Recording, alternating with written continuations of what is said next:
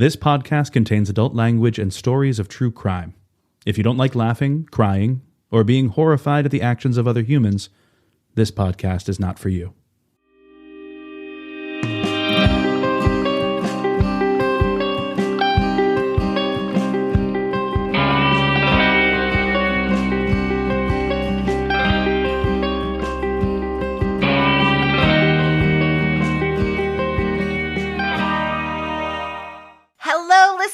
And welcome to Season 4, Episode 18 of Resolved Mysteries. This is the show where we rewatch, recap, and give you the latest updates to cases featured on the show Unsolved Mysteries. I'm Alison. I'm Eliza. I'm Karlin. And welcome to the show. As most of you know, for every review that we receive, we donate $1 to a different organization.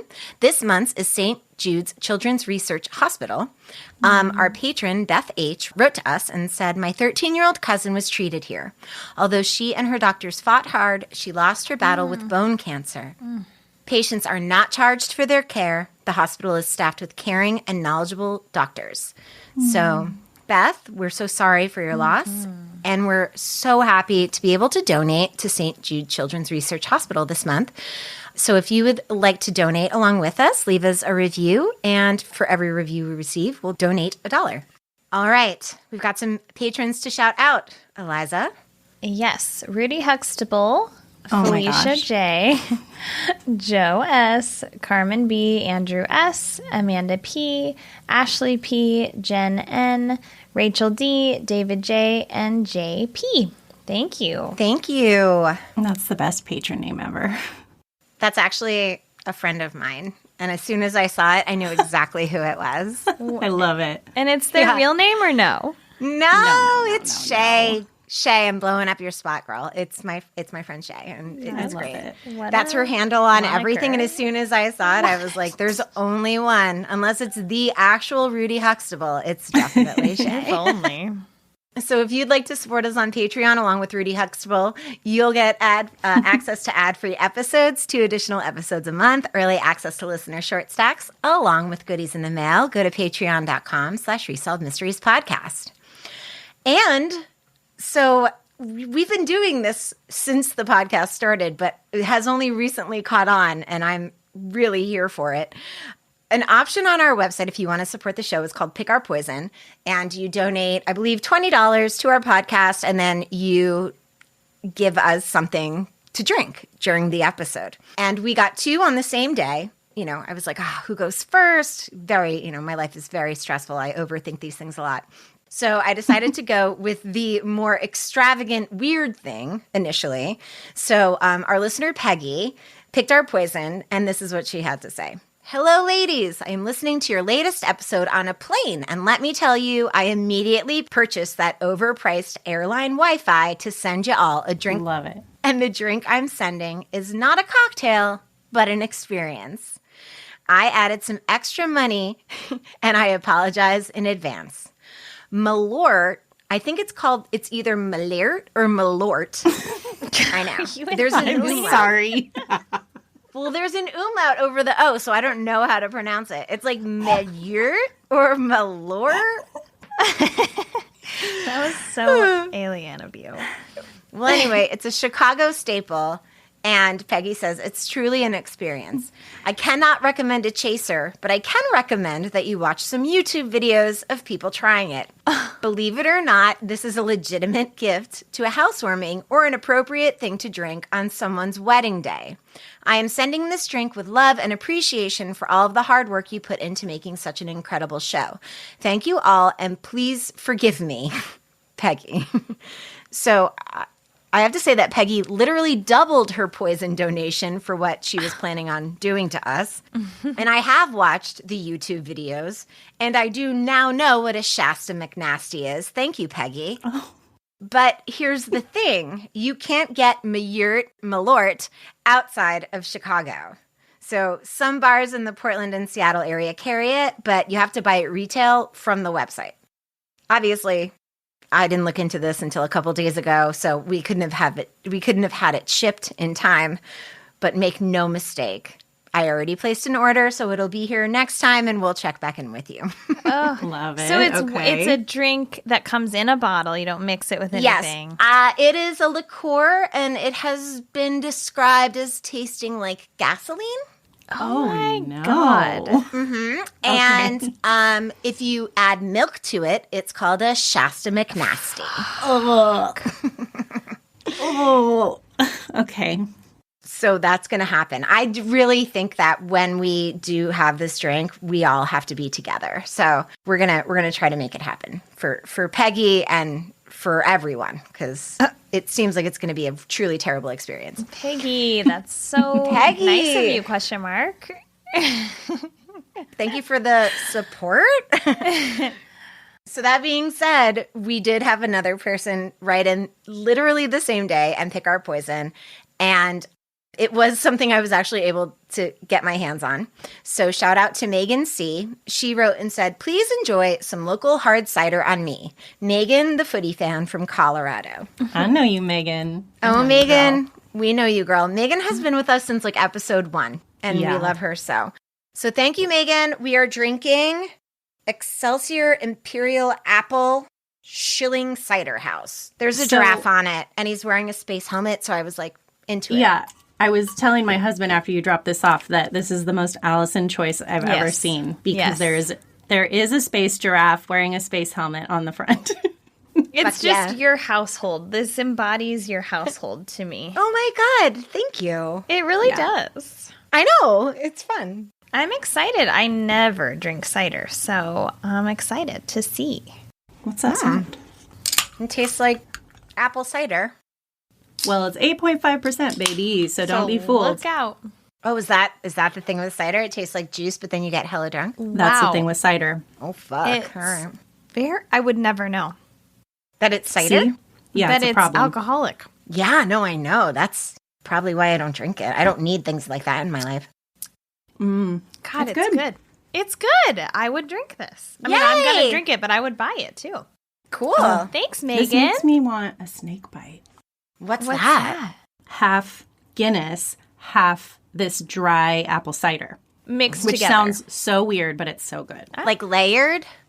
Yeah, like they put the Okay. Guinness in the bottom, and then it kind of like, looks two-tone. Oh, that's and it's cool. tasty. Fun. Yeah, I bet that's good. Wow. It's good. Because they're like opposite taste profiles, kind of. Megan, thanks, honey. Megan, yay! Thank you. Cheers. Cheers to giraffes in space. Okay. All right. Y'all, Let's get to it. I have the first segment. Oh my God, sweet baby. It was like a 20-minute alien. 20 minutes. This is very serious. Okay. I know. It's Let's bring it serious. down. It's The Unexplained about the Wytheville, Virginia UFO sightings. Okay. And then truly an actual serious one is next. Yes, but this one somehow was not the 20-minute segment. Yes, I was like, I want to know more about this, not the ghosts and the aliens. What's going on? Oh, well, you'll know more. Okay. So titles this in the Amazon edit as the Ohio Prostitute Killer, but we're going to call the segment Dr. No, because we don't like saying the P word. No. And then I wrap it up with another unexplained segment, and it's the Beaty Castle. Okay. All right. All right. Ready? Quite the mixed bag. Quite. Really is. All right, let's do it. Let's do it.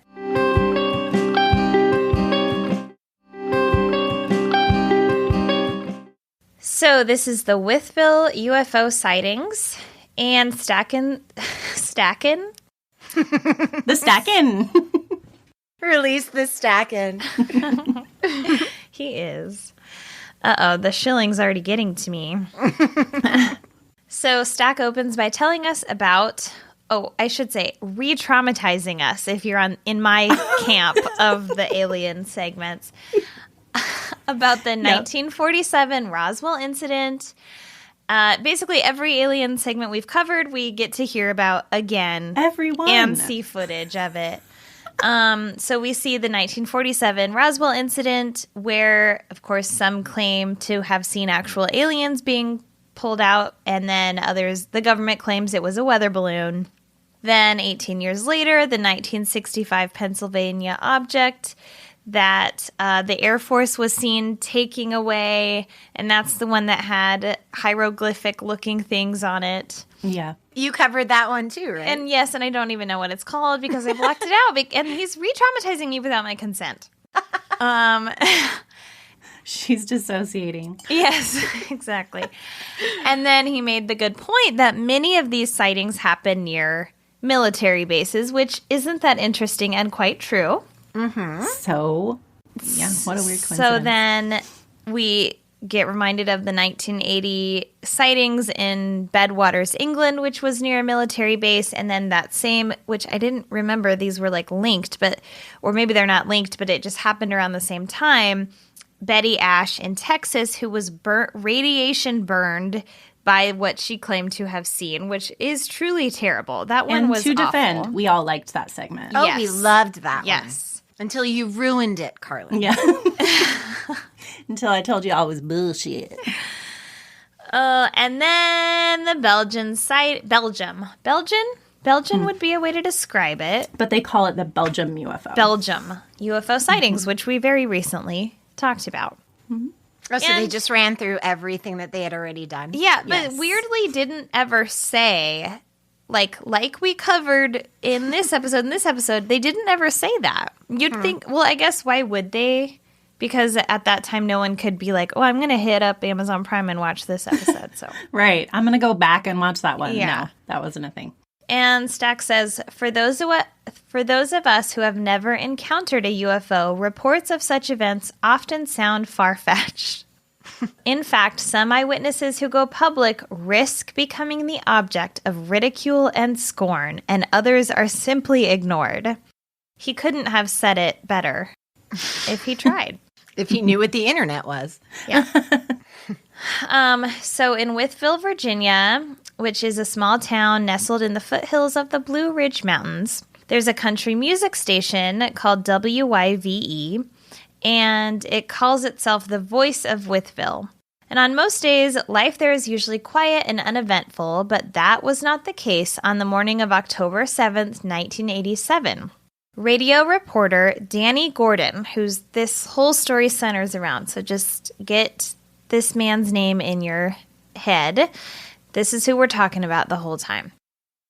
He checked in as usual with the county sheriff and heard an unbelievable tale. So every day he'd call, like a few times a day, would call to get updates from the police department. Yeah.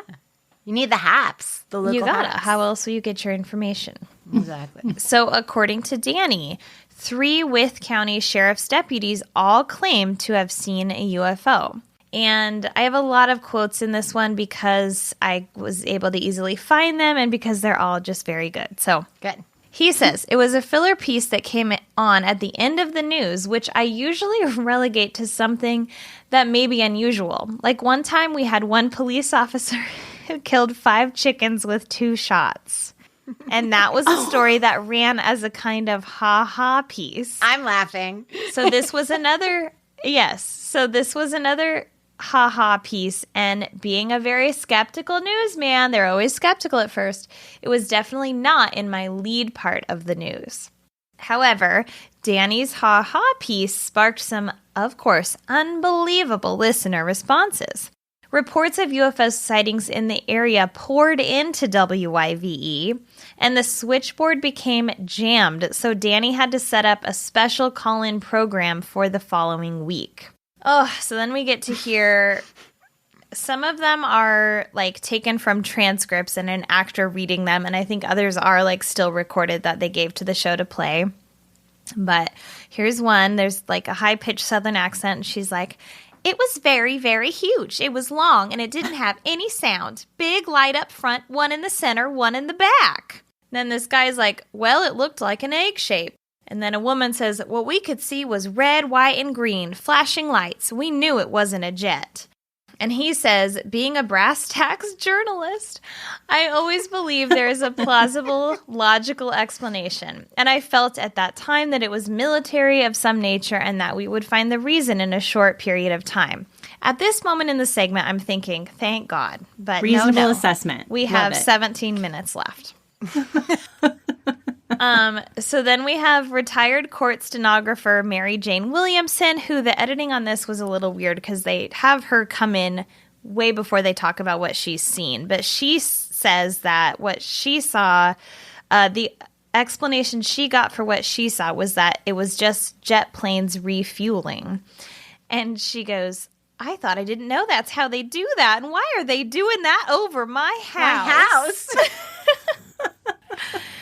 And then Danny thought the UFOs were most likely experimental aircraft being tested out of Virginia's Langley Air Force Base.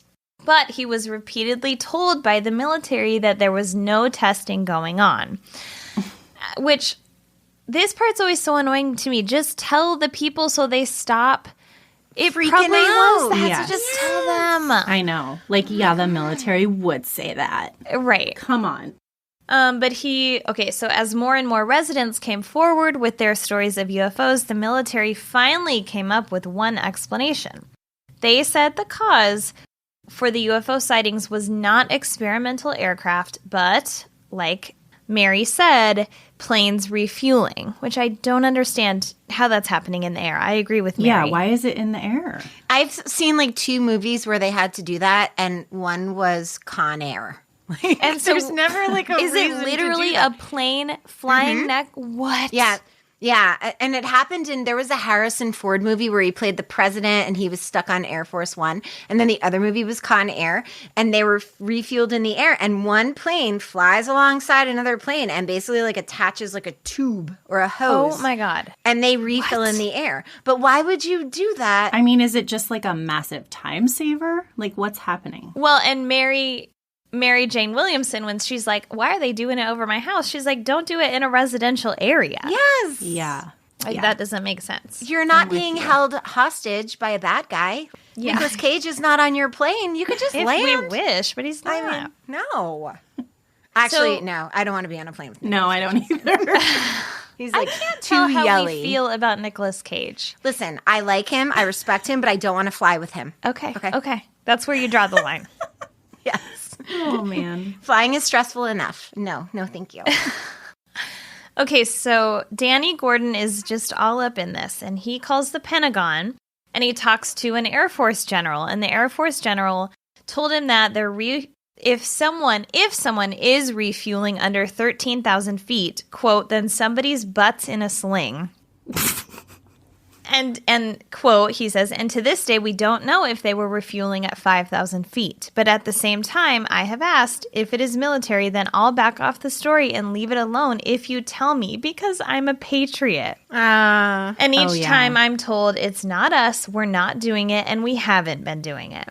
So on October 21st, just 2 weeks after the first sighting, oh God, these guys, Danny and his friend Roger Hall drove to the area where most of the sightings had occurred.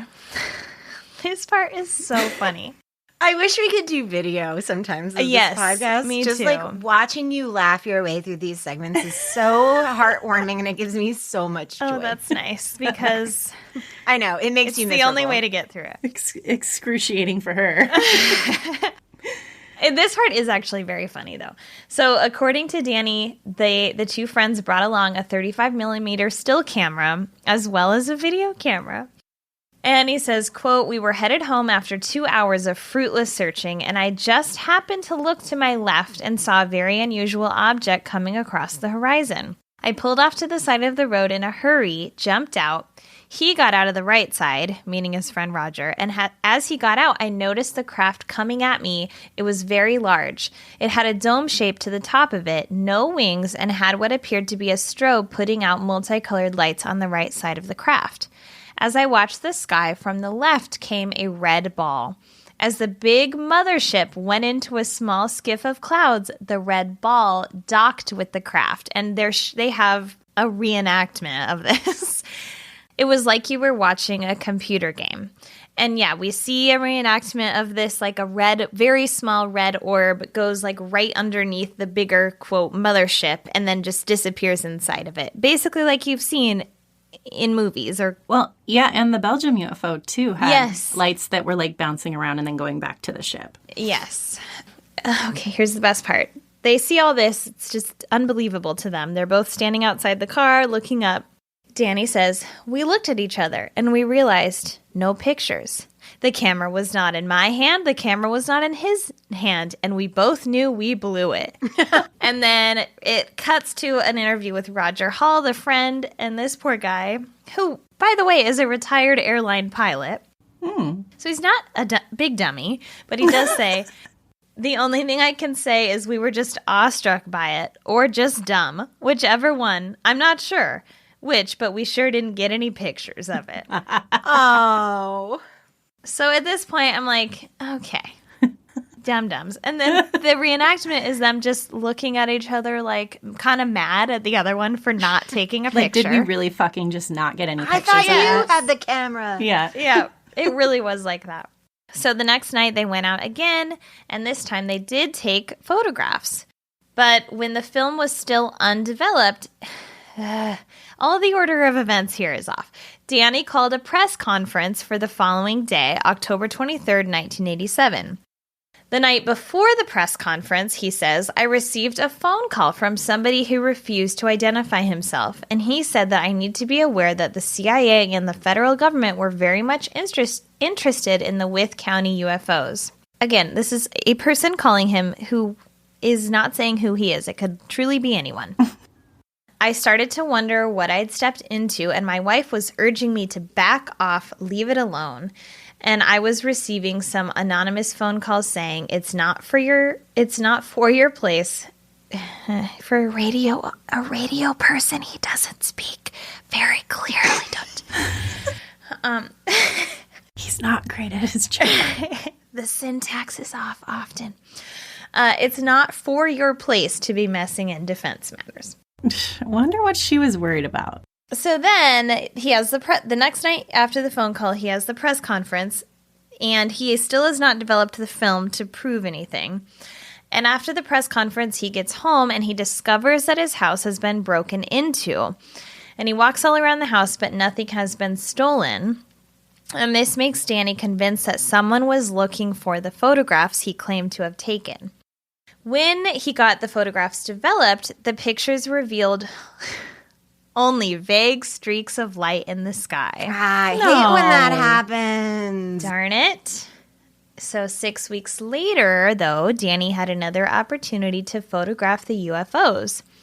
He was out shopping with his wife and daughter, and they're in a big parking lot, and there's also like a giant school bus full of middle school and teenage kids screaming. Yes. It's terrifying. What is happening? It was so scary. It's very weird.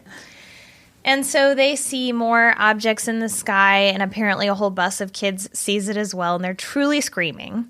And he takes pictures, and he says that the pictures came out, and they showed 4 definite shapes of objects in the sky. And these they do show on so they're not streaks of light. They look like 4 different orbs, but you don't see any craft or anything.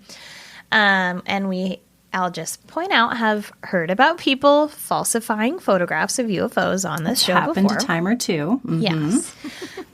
Especially after this guy says he's tried twice to get photographs and isn't able to. But the most impressive point in the 4 photographs, the objects appeared to change shape or life formations within one click of the camera.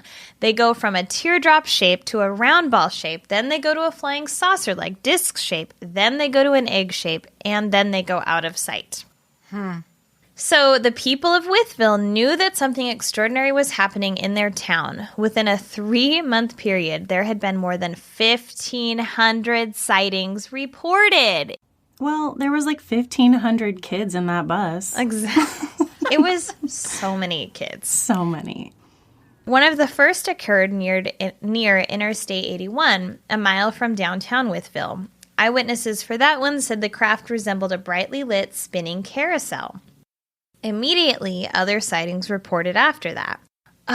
Rita Marie Vaught is one of the witnesses, and she's the one who says, rolling her eyes, "I'd say that the educated psychologists and psychiatrists that are debunking what we're seeing and everything, well, they've never been here. They've never seen it."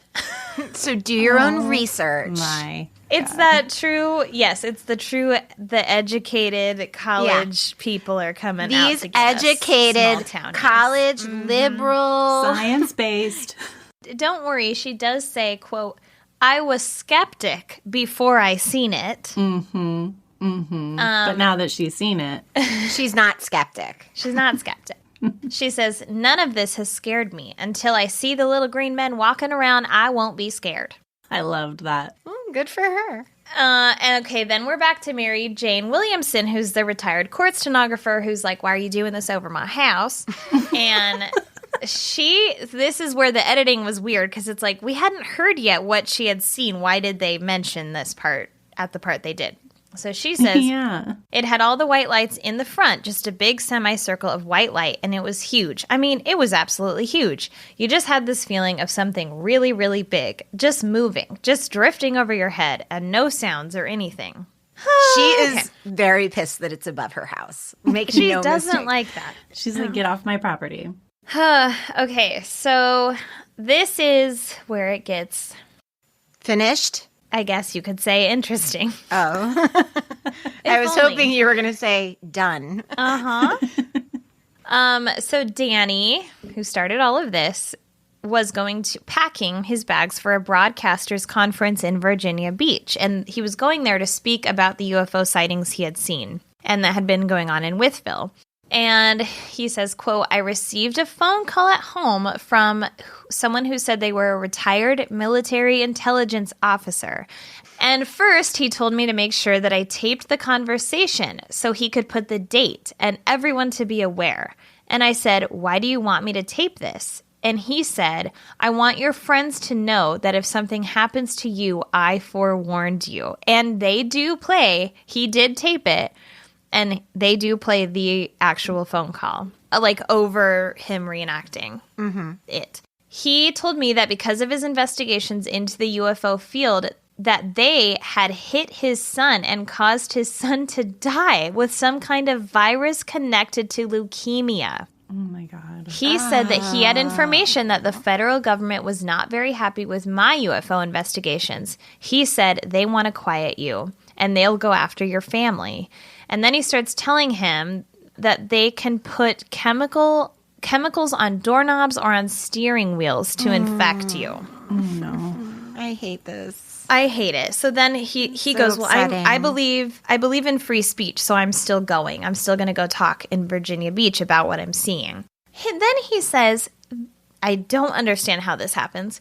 The weekend he's in Virginia Beach, there's a hepatitis epidemic. And he didn't come down with it, but if he had, he would have been convinced it was the government trying to make him sick. How is there a hepatitis epidemic in a weekend in one city? Is everyone... Those alien conferences, people get crazy, little green men. In more ways than one. I guess. That's true. God. Hate everything about this. And he is so self-aware to be like, if I had gotten sick, I would have believed it was the government. But it's not the government. I don't know. Yeah. Then a month after the disturbing phone call from the guy that says his son was basically murdered by the government for his own UFO investigations, Danny had two surprise visitors at his home. They were wearing suits and they claimed that they were newspaper reporters. And they come in to his home and they start asking him questions. And he's like, yeah, that's fine. And one of the guys is walking around his house taking pictures without asking permission. It's what it looks like in the reenactment. And Danny said that they said, we'll send you a copy of the article when we're done. But he never received one. And when he called the newspaper they said they worked for, the newspaper said, we don't know the names of those reporters. They don't work for us. So he says, who they were, I don't know, but they were in my house, saw my pictures, saw my negatives, talked to my family. Why are you letting them all over your house? Why? Talked to my family, took pictures, and then left, but they were not with the newspaper. And then Danny sits down to catalog and organize all of his UFO photographs. And I don't really understand what the problem is with this, but I'm going to read his quote and you tell me what is wrong. He because he's very concerned about it. Okay. We're here for you. Go ahead. He says, when I got to the canister, which had the UFO negatives, I quickly opened it up and found some UFO negatives. But the one negative with the shots from the shopping mall was missing. That's the one with all the kids on the bus. Mm-hmm. Okay, yeah. So he didn't have negatives for that. He just had the actual prints after they had been. Okay. Now I felt like maybe there was something in those photographs that I wasn't seeing. So I took the photographs to some other people to look at. We used magnifying glasses and we measured angles trying to find out why the photographs were so important that someone would take the negatives. And we've yet to discover why anyone would want to steal them, making me think that they were never original photographs. They didn't have negatives because they were doctored, somehow. So 2 months later, the stress of the late night phone calls, the home break-in, this is where I was blaming him, thinking he's making this all up. And then the guy goes and is all stressed out and he has a heart attack, which is very sad. And doctors basically told him he survives, and they say this has been brought on by severe exhaustion and stress, and you cannot keep up this investigation. Yeah, they're like, we're going to need you to lay off the aliens for a bit. Which is it's very sad. And it made me change my thinking about him a little bit. I don't know. I mean, I still think he's making it all up, but for it to affect him that physically is almost like, did he start to believe it? I don't know. I mean, yeah, that adds up. And then he says, if I had my choice, I'd not report the UFO story again. It's just been too hard on my life and created too many problems. Don't look up, because once you look up and you tell somebody what you saw, your life is changed forever. And so Stack says that Wytheville has moved on from its days as UFO town. But if history is any indicator, sometime soon in another small town, someone else will look up and his or her life will never be the same. Stack's like, perhaps it's you. And perhaps it's you. Okay, so just a couple updates. Danny Gordon wrote a book called Don't Look Up, the real story behind the Virginia UFO sightings, and you can buy it on Amazon for $103. Oh, so it's out of print? Yeah. Oh, my. And there's also a production company called Horse Archer Productions that started making a documentary about the Wytheville UFO sightings in 2012 and then had to stop for a while and picked it back up in 2018. Their website says that the documentary, which is called Strange Country, will be out in fall of 2021, but obviously that's already passed. So who knows when that will come out, but it's described as a different kind of UFO documentary. Okay. Okay. Sadly, one article I found said that for a while, Danny Gordon and his wife actually split up when all this was going on. Oh my gosh. But then they got back together. And from what I could find, Danny Gordon is still alive. He announced his retirement from radio in 2016. And I most recently found an article about the Wytheville UFO sightings in June of 2021, 35 years later. So it seems like it's still sometimes talked about in the area. But Wow. technically unsolved, I suppose you could say. As they often are. Yeah. And that's it. Wow. Way to go, girl. You did it. Thanks You just, so much. you just keep getting these aliens and you just do your best. And I really appreciate you for it. Oh my gosh, that's very nice. Thank you. That's all we can all we ever all do is our just our best. Yes. With what we're given. Okay. Goodbye. Bye. We still got 2 more segments, so don't leave, please. Bye. I think that's enough. I think we're done here. Yeah, we're done here.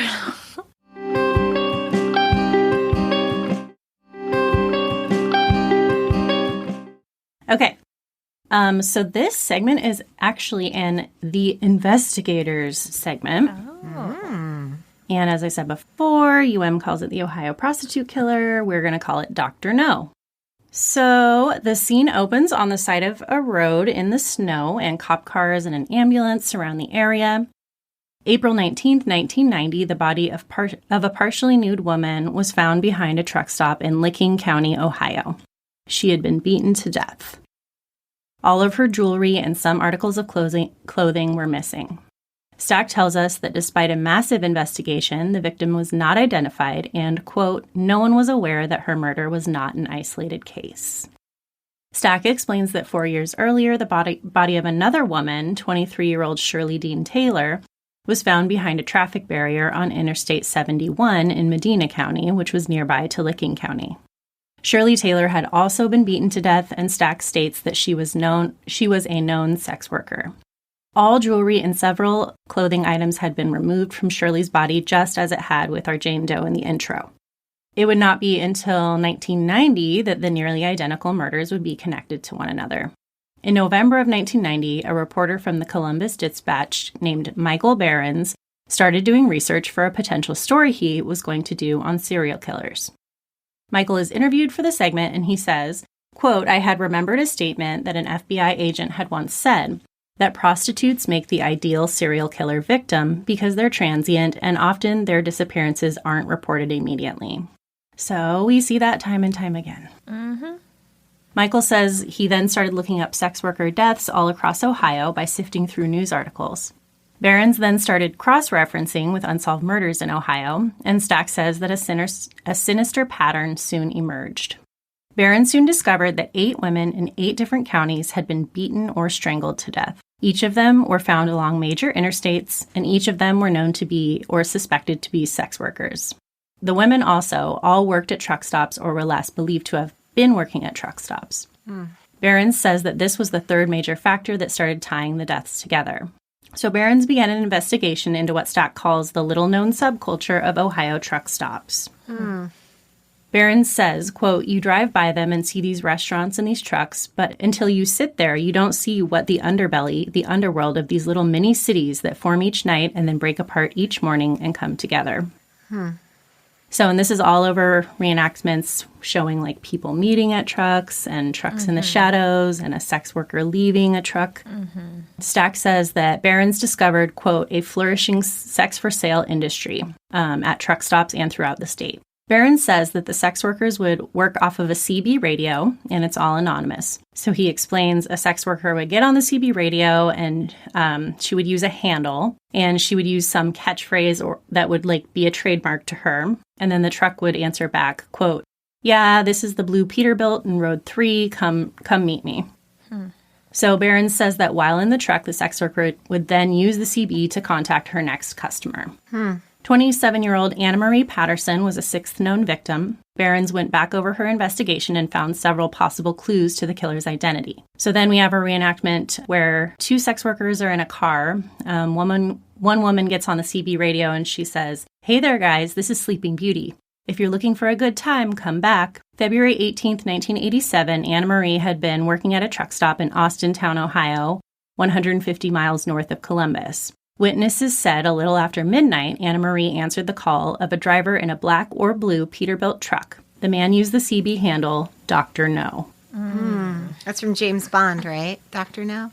Oh, is it? I think so. Okay, because turns out a lot of these drivers used that handle, and I was like, what is that? Like, Oh, I wonder it's if so creepy sounding. I didn't know it was from something. Okay. I wonder what year that movie came out. Yeah, that makes a lot more sense. Yeah. 25 days later, Anna Marie's body would be found along Interstate 71 north of Cincinnati. She'd been found 250 miles from where she'd been last seen. Sheriff James Collins tells us that she was found in a field in a drainage ditch in about 4 to 6 inches of water. Behrens explains she was brutally beaten. Her head was bashed in. He says she wasn't just killed, she was mutilated in essence.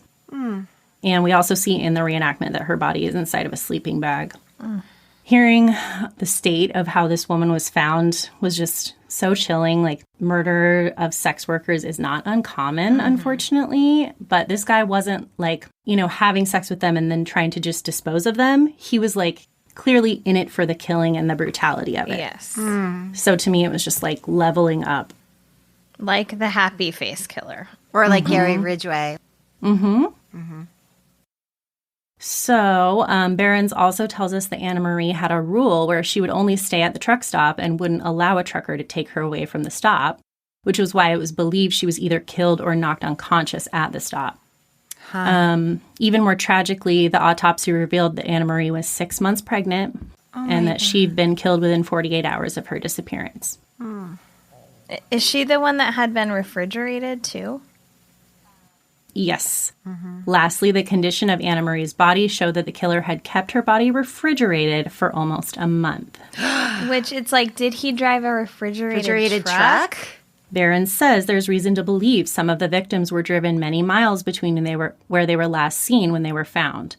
Behrens says there's reason to believe the killer is doing something with the victims, quote, verbally, physically, or otherwise after death, which I was like, what does that mean? Verbally mean? But again, leveling up, he's keeping bodies at, dumping them in other places. Stack tells us that according to Behrens, the killing spree began in April of 1981 with the murder of one identified woman, and over the next 9 years, the bodies of 7 other victims would be found dumped along the interstate in different counties. And the identifiers we mentioned before were present in all 9 women. All of them sex workers, all of them viciously beaten or strangled to death. All of them had jewelry and clothing removed from their bodies that was not found anywhere else. So that part is not completely true, which we'll get to in our update. Behrens says this is all overwhelming evidence that a potential killer was trolling interstates in Ohio, other Midwest states, and potentially even traveling to the East Coast. March 10th, 1991, the Columbus Dispatch ran Behrens' story titled, Body Trail Prompts Fear of Serial Killer. The story presented the compelling evidence Behrens had found that pointed to the murders of all 8 women being the work of one killer. 10 days after the article was published, the Ohio Attorney General and the Buckeye State Sheriff's Association formed a special task force. There was a 24-hour toll-free hotline as part of the investigation. Ohio Attorney General Lee Fisher says they realized that the different counties were not talking to each other. Of course not. Always. Especially not back then. I know. He says a clue in one county that it may have meant nothing may have meant a great deal in just the adjacent county. So I just think it's really cool that Behrens was doing this, because once he really started compiling this information was when the authorities jumped in and started helping. And I really don't think they would have put these events together on their own. So varying police in several different counties knew about these women, but they weren't talking to each other, and it just wasn't common practice to even compare cases. Yeah. Or see a larger scope of things. So I think they would have discovered it eventually, but maybe it might have been 20 more years before they discovered it. So I just think it's really cool that he was doing this. So many man hours have to be put into sharing information like that, because you have to do it over the phone, or you have to drive to that county and talk about it in person and show what you have. It's not just on the computer. So it does make sense that it wasn't regular practice. It's just unfortunate. Totally. And it's exactly like we were saying with these organizations that'll search rivers and stuff. They're literally doing the stuff the authorities do not have time to do. Yeah. And it's just really cool. Behrens says killers tend to dump in places that they feel most comfortable with. That's why you'll find groupings of bodies in a river or such. So immediately my mind went to the Lisk case, the Long Island serial killer case, because it's very comparable in a lot of ways. And, with Lisk, all these bodies were found all along the south shore of Long Island. And some of them were, grouped together, really in the same place. So, it just had me thinking about that. And that's, usually what we see is, the common dumping place. Behrens says, quote, this killer scatters these bodies, and that's the big question. Why? And I was just to me, that seems like an obvious answer, but that's because I'm looking at it from 30 years later, you know? Sure. Behrens says the authorities wonder if this killer really could be intelligent enough and know enough about law enforcement to have dumped the bodies in different jurisdictions. Then Behrens says exactly what I'm thinking at the moment. He says there's even speculation the killer could be a former security guard or police officer who knows enough about police investigative techniques to know to do that. So then I was like, GSK, potentially Lisk as well. The list goes on. We see it. Stack says that Behrens is convinced these murders were the work of one killer and that they were chosen as victims due to their occupation. Behrens explains, quote, prostitutes aren't going to be pursued as aggressively as if it was a child or suburban housewife. That's a fact of life, and I think everyone would agree to that. Attorney General Fisher says, I think that the public has compassion for anybody who is innocently murdered, no matter what their profession, no matter how they live their life. When someone's life is snuffed out for absolutely no reason, I think people get angry, which we've seen is definitely not true. Yep. Only in the last few wishful years thinking. would I say we're placing enough attention on these kind of cases. Yes. Yeah. Then we are shown a film of a grave marker that reads, Jane Doe, April 19th, 1990, someone's daughter, someone's mother. Nice. Oh, but how do they know it's someone's mother? Because she was pregnant. Yeah. Though that's for her. Okay. Yeah. Right. Oh. And then there is a title placed over the screen that says Yes. Jane Doe has been identified as Patrice Corley. So we will come back to that later. That was obviously added in an after edit. Yeah. Stack says the last known victim in Ohio was discovered November of 1990. However, authorities have been stunned to learn of as many as 150 other homicides nationwide that fit the same basic pattern. Recently, truck drivers have been arrested in 3 separate murder investigations. Yeah. In each case, the victims were prostitutes, but none of these suspects have been connected to any of the Ohio murders. At least 2 of the victims were last seen getting into a black or dark blue Peterbilt tractor, possibly pulling a refrigerated trailer. Yeah. So there you go. Mm-hmm. It's disgusting. The driver may use the CB handles Dr. No, Stargazer, or Dragon. Okay. Attorney General Lee says, I'd like to be able to say that we know now whether it's one person and whether it's a serial murderer. The truth is that we don't. And while that is certainly a plausible theory, at this point, it's nothing more than that. So, that's the end of the segment. Tell us. What do you have? So as I mentioned, now this case is only known pretty much as Dr. No or the I-71 killer. In the segment, we only hear about the victims that Barron has identified as being connected to the case, and we don't even get to hear all of them. Since then, more murders have been potentially linked, and we have some updates to some of the victims, so we're going to step through those. So going back to our first victim, this is the woman found April 24th, 1981 in Miami County.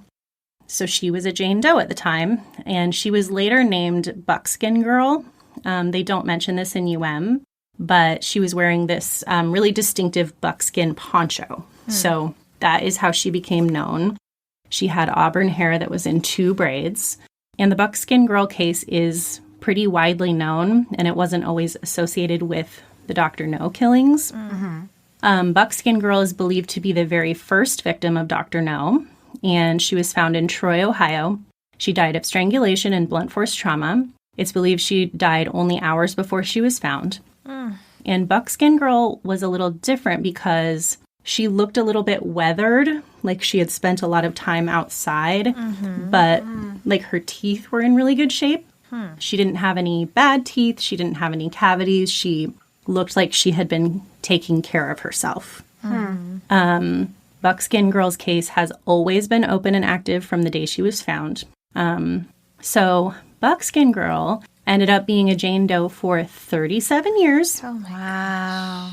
But amazingly, was finally identified in 2018. Wow. So she was 21-year-old Marcia King of Arkansas. Her given name was Marcia, but she chose to start pronouncing it Marcia. So I will be putting in a picture of her so that you can see her as the human that she was. So Robin Werder has an episode of The Trail Went Cold that is just about Marcia. Yeah, I knew that I had heard of Buckskin Girl before. Yeah, so when I started the research, I was like, Robin must have talked about this case. He did not, dedicate an episode to this case, but he did have one about Marcia. So he gives a lot more details there. You should definitely go listen. So Buckskin Girl's fingerprints had been taken and entered into the FBI's automated fingerprint identification system, but no matches were ever made that way. Thankfully, a blood sample had been taken all the way back in 1981 Wow. Nice. and was still in storage.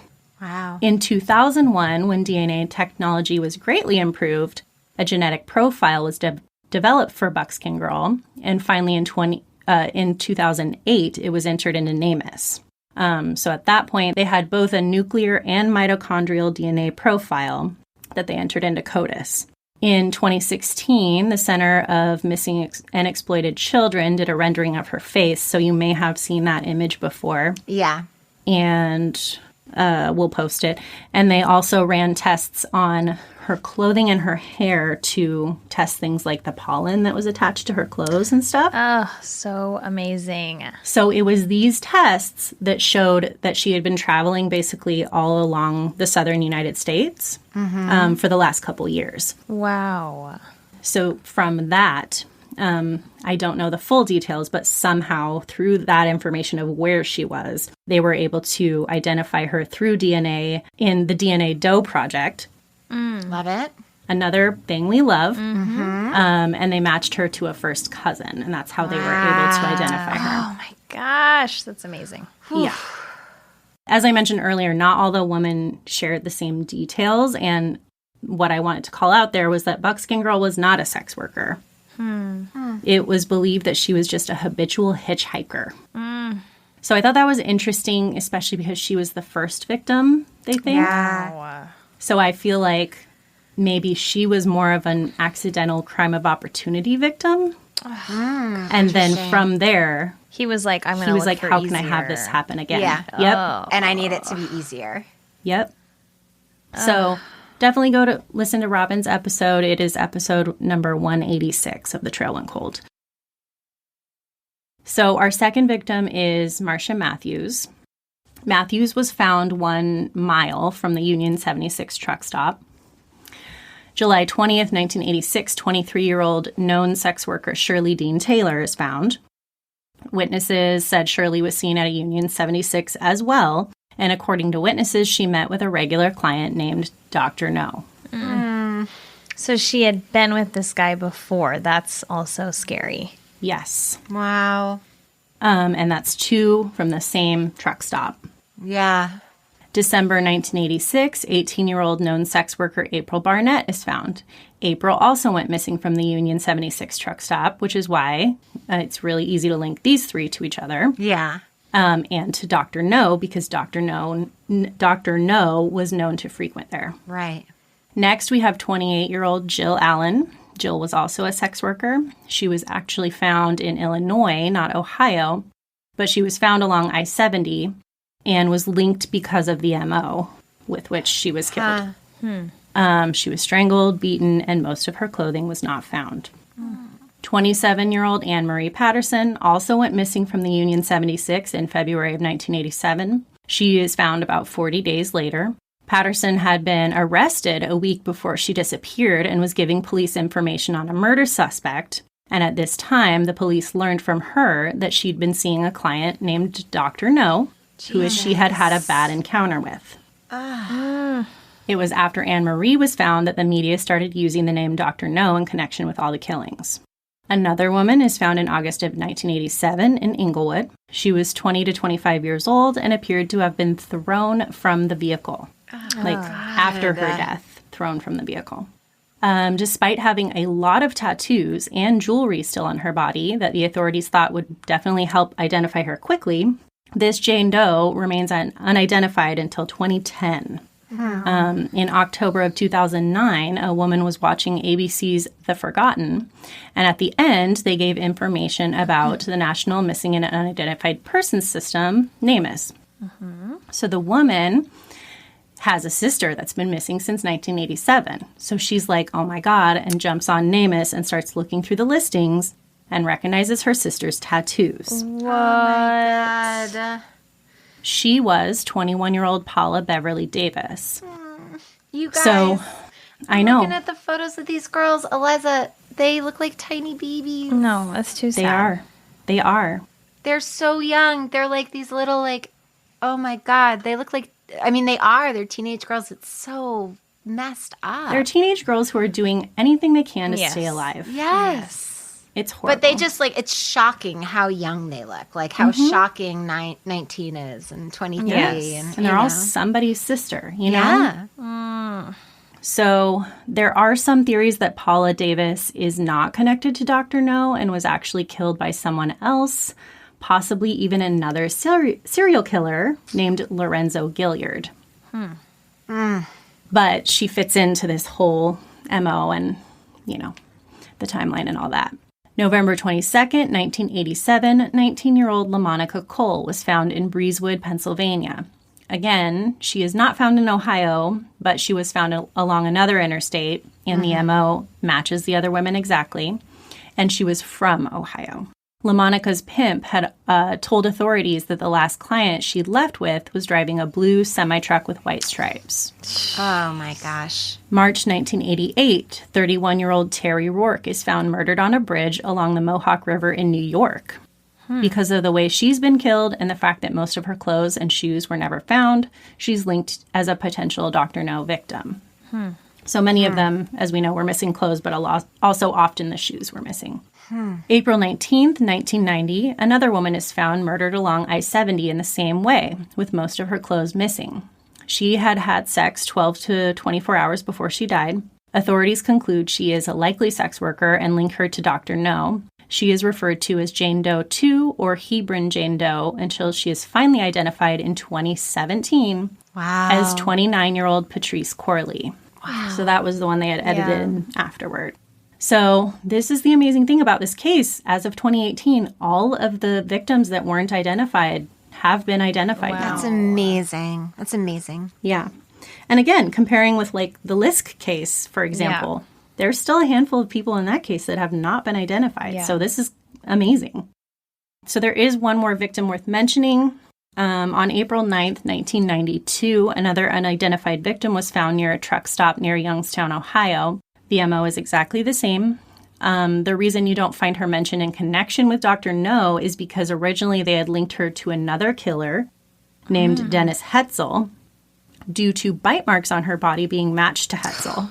Gross. But I've listened to a lot of stuff recently that says bite marks. Yep. Nope. It's not a good science. Not a good science at all. It's really easy to mess up, and it's just not conclusive. I mean, it makes sense. Like, skin changes. Yep. Especially when you're bit during your assault and then you die. Like the way your skin tightens, the way your skin loosens, gases. I mean, everything's in motion when it happens. It depends on the angles that things are coming down. Like, it's just not a good science. Yeah. So Hetzel was indicted for her murder in 1993 and ended up dying in jail before ever going to trial. In February of 2013, this Jane Doe was identified as 43-year-old Sharon Lynn Kedzierski, who had disappeared from Florida in 1989. So there is new evidence in this case that suggests Dennis Hetzel was not the killer, which I will talk about later. So, many of you know this, but these cases are still unsolved. The victims I mentioned are most likely linked to the same person, and it is strongly believed he is or was a truck driver. As I mentioned, they think that Paula Davis may actually be linked to a different serial killer named Lorenzo Gilliard, but it's never been established that any of the other women are connected to Gilliard. What I learned while looking into this is that there are a disgusting amount of truckers who have killed a lot of women. So, Karlin, do you remember when we watched the Lisk documentary and the Murder Accountability Project, and the last map that they showed was interstate murders? It is insane. And the entire map just lit up. No. It's just everywhere. And he was like, so here's a big problem that no one is talking about. The amount of women that are being murdered on interstate highways. Like, it isn't just one serial killer. It is multiple long-haul truckers that are victimizing these women. I mean, Eliza, the map literally lights up when he brings up how many women have been murdered at truck stops and their bodies been found along the interstate highways. It is disgusting. And yes, that is why this is a thing, because the possible murderers are transient. The victims are transient. There are also people who maybe aren't in contact with families anymore. And everyone's moving around. And if it becomes a known thing that you can do this, then fucking everybody's doing it. Add the element of interstate sex trafficking, the way they move these girls around interstate. A lot of them work in the truck stops too. So there's a ton of Jane Does that are associated because these women are coming from Canada, South America, all these other regions. They're not even they don't even exist. Like those. Oh my gosh. Ugh. I know it was gross the way the guy said it in the beginning of the segment, but he's right. Like, they are the perfect victim. It's just horrible. So, and then another additional hindrance in this case is that most of these women were sex workers. So the DNA evidence from like vaginal swabs and stuff like that are inconclusive because they were having sex with a lot of different people. Yeah.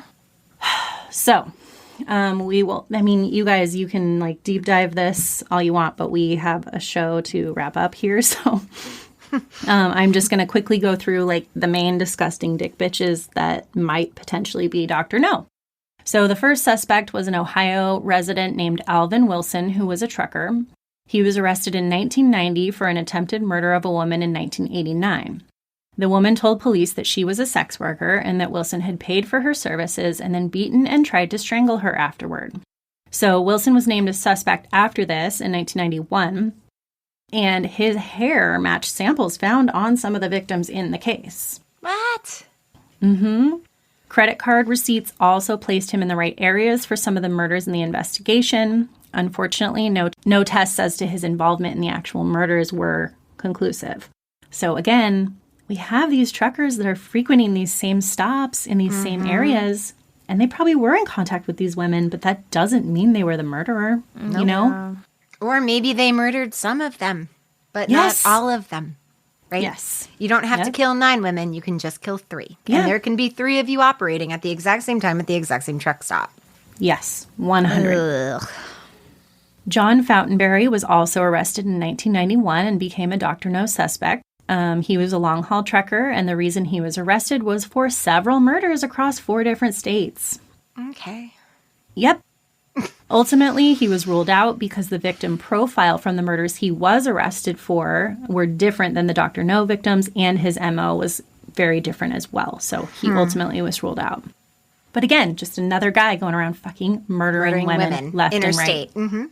In 1994, 36-year-old trucker James Robert Cruz Jr. was convicted of the 1993 murder of a 17-year-old named Dawn Marie Burnham in Pennsylvania. Her body was found along I-80, and some of her clothes were missing. Test results on Cruz attempting to link him to the Dr. No victims were inconclusive. In 1995, 28-year-old trucker Sean Patrick Goebel seemed to be shaping up to be a good suspect. He admitted to killing 2 sex workers in Tennessee in April of 1995 and was a suspect for another murder of a woman in North Carolina. The areas he traveled while working matched to many murder and disappearance cases, and he ended up being looked at for multiple murders in multiple states. Goebel was eventually cleared because at the time of the murder of Buckskin Girl, Marcia King, Goebel would have only been in high school.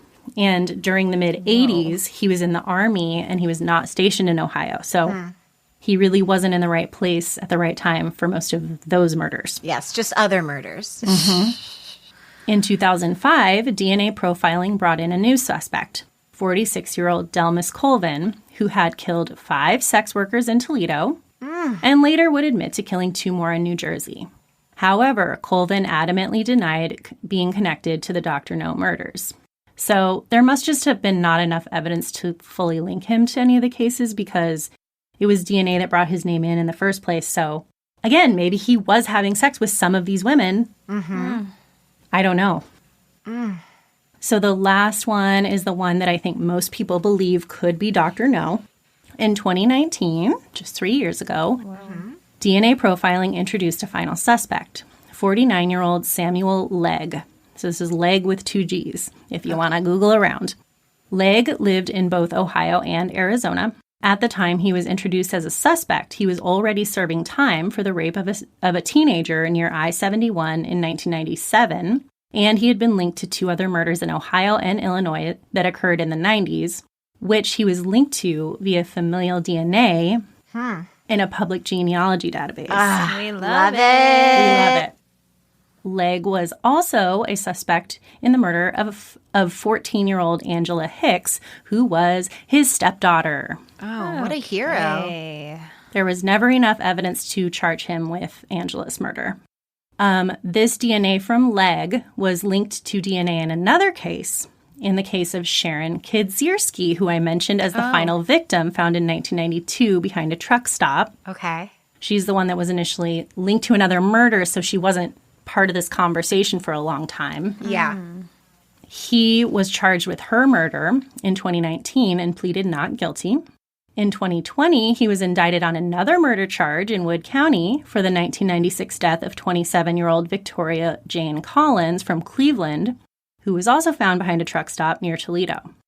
So this is the case in which Legg was linked to the crime via familial DNA. Again, Legg's DNA was then linked again to another case, that of exotic dancer Victoria Jane Collins, who was found frozen and naked behind a Union 76 truck stop in 1996. Jesus Christ.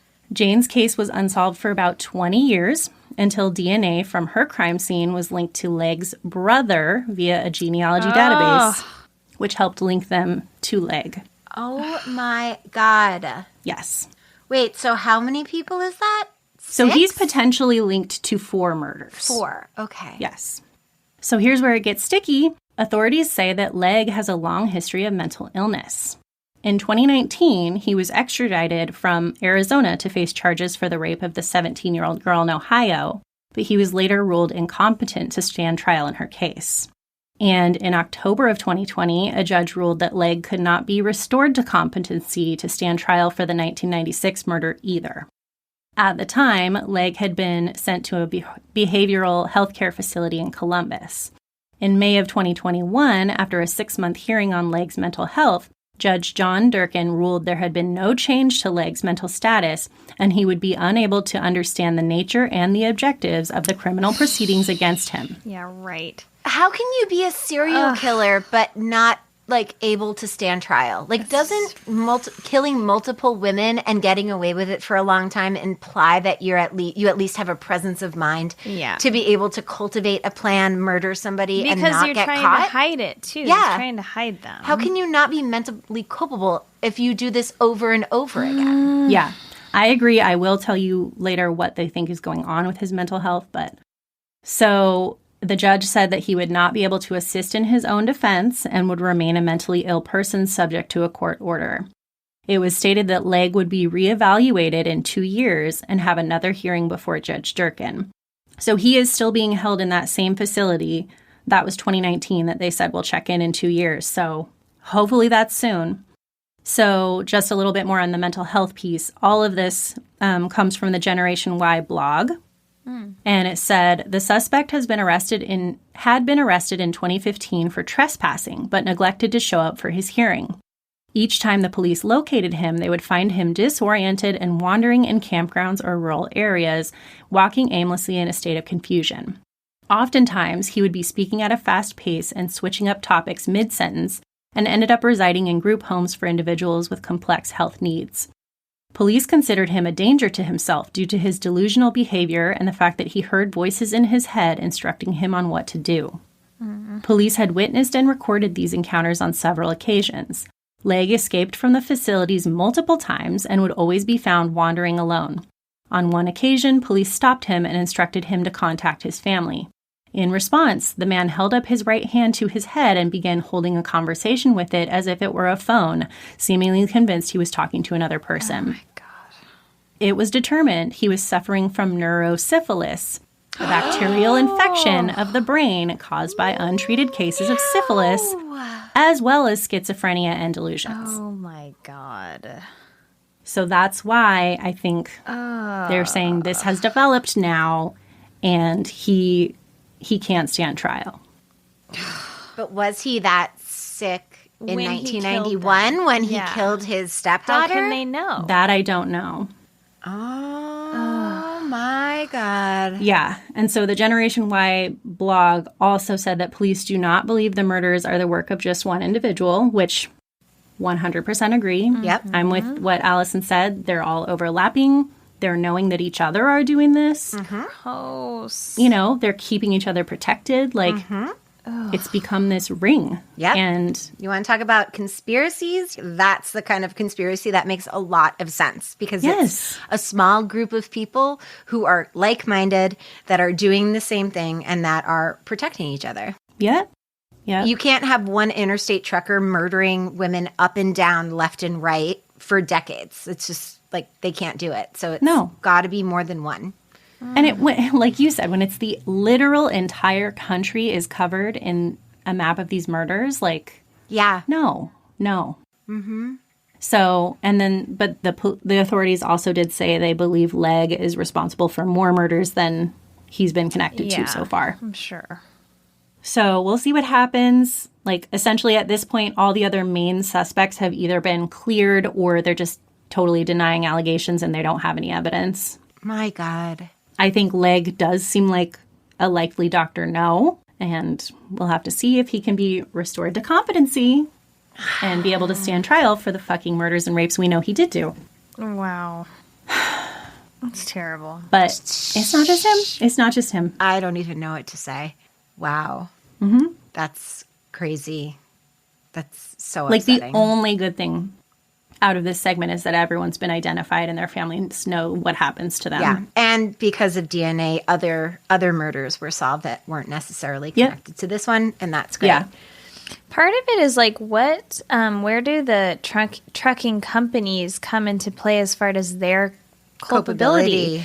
Yes. And is there a system right now in place, because I'm sure there wasn't then, but where this blue Peterbilt keeps coming up? So do the authorities contact now a trucking company and say, if you have someone who drives a blue Peterbilt, we need all of their names? Well, I think if you're a trucker and you have a rig, Right. then you're contracted out. So then I'm sure legally the trucking company that contracts you out makes sure that they're not culpable for anything that you do, right? Yeah. I think if you're an individual, like you're an LLC, you're your own long haul trucking company, you contract that work out, then back then, I'm sure that they didn't even pay attention. Not. Yeah. No. Maybe now, like, even if you're contracted, you have a GPS on your truck, or there's back then, I don't know. I think they truly were like invisible and could do anything. Yeah. Yeah. Oh, it's just truly terrible. It's just horrifying. And thinking of if he did have a refrigerated truck, potentially just carting these bodies around to drop in other locations. And keeping them longer so that it's harder to identify time of death. No. Toxic situation in a million different ways. Yeah. And we've seen time and time again where the police fucking know what's going on and they're part of it. And like, add that in. Or even if they're not part of it, they certainly look the other way because the girl's a lot lizard. Like, she's a sex worker in a truck stop. And in the hierarchy of sex working, I read a book about this a really long time ago, but essentially in the hierarchy of being a sex worker, working at a truck stop is the lowest. It is the most dangerous. You make the least amount of money, and you have the most sex, and you suffer the most violence. Yes, because no one is around, and it is the middle of the night. No one would ever be looking at what's going on in there. Yeah. I also read at one point another account from a girl who, and I couldn't find it again when I went back, but she... someone was with her when she was on the CB and Dr. No was trying to connect with her. And she was like, I'm not doing this one. No. She was like, I'm not doing this one. And they were like, why not? And she's like, he's bad news. Like, she knew that he was not safe. And like, he kept trying to reach out to her and she was just not responding. Wow. My God. Good job. That was a lot. It's horrible. It's Good job. horrible. Yeah. That was a lot. Thank you for that. That was really good.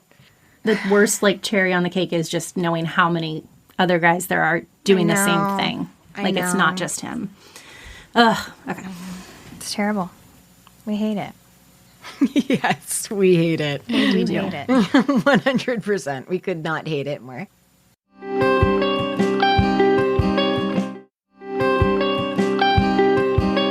All right, the last segment of season 4, episode 18 is Beaty Castle, and it takes place in everyone's favorite state of the United States, New Jersey.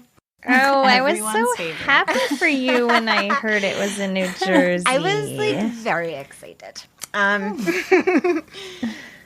So Stack asks, do ghosts really exist? The fact is that 25% of all Americans today believe they do. Huh. Well, I have news for you all. Here in 2021, 40% of Americans believe that ghosts exist. Wow. And 25% believe that they have seen one. Oh, shit. Which makes a lot of sense because if you've ever gone to like a late night party at 3 a.m., there's always girls super coked up talking about ghosts. So, and you can't get away from them. So a lot of people believe in ghosts. Wow. So Stack says that perhaps ghosts are no more than a person's own need for something beyond the world that we can touch and feel and logically comprehend.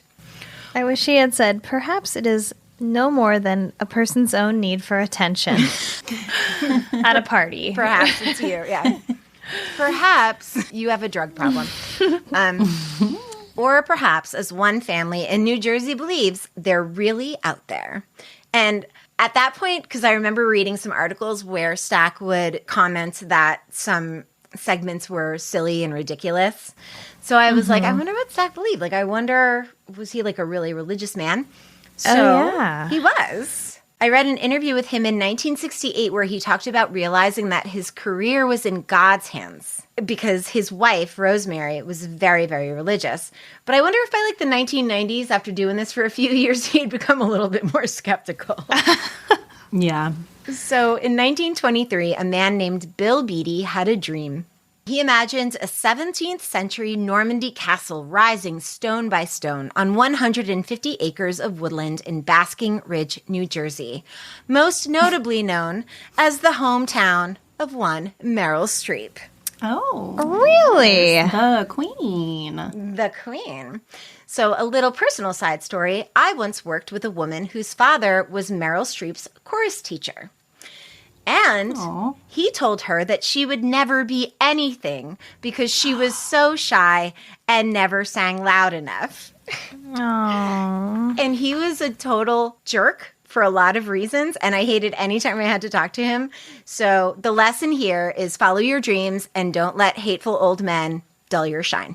Go, Meryl. 100%. Because you, too, could be Meryl Streep. Stack says that Bill Beaty had the means to make his dreams come true. As an advertising executive in New York City, he had amassed a sizable fortune. His wife, Sarah, was wealthy in her own right.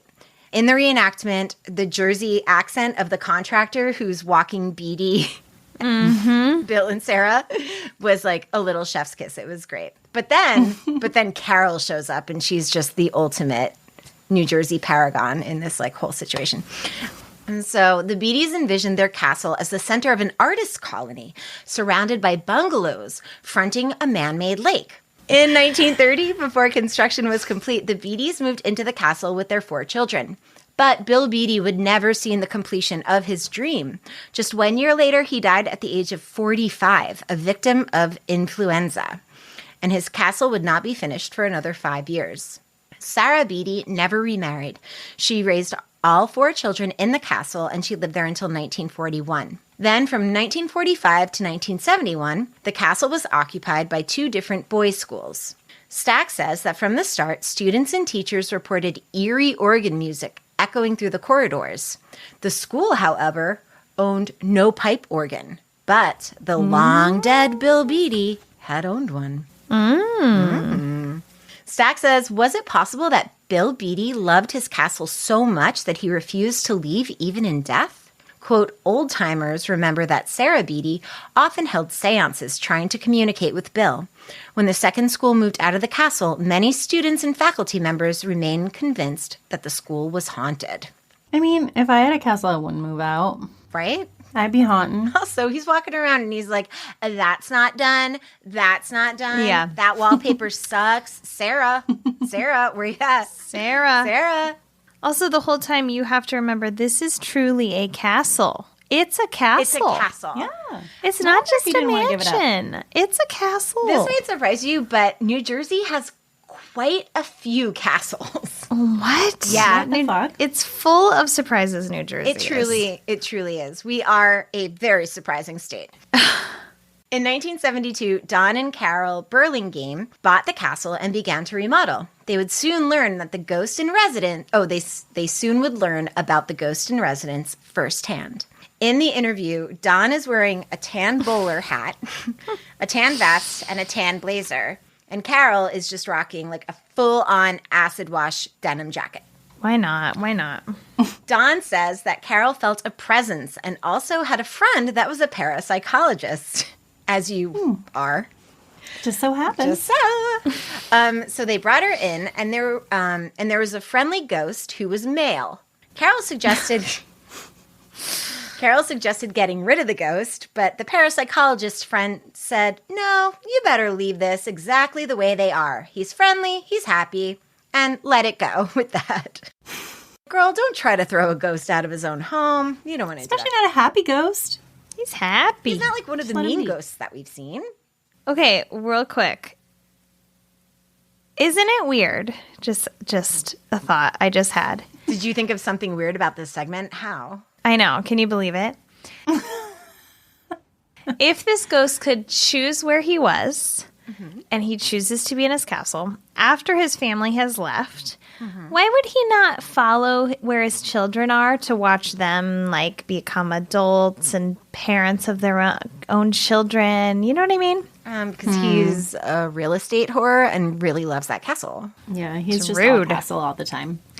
I mean, if you were his kids, wouldn't you be like, well, I don't believe this because... Well, he only knew those dumb kids for like a couple years. Dumb kid.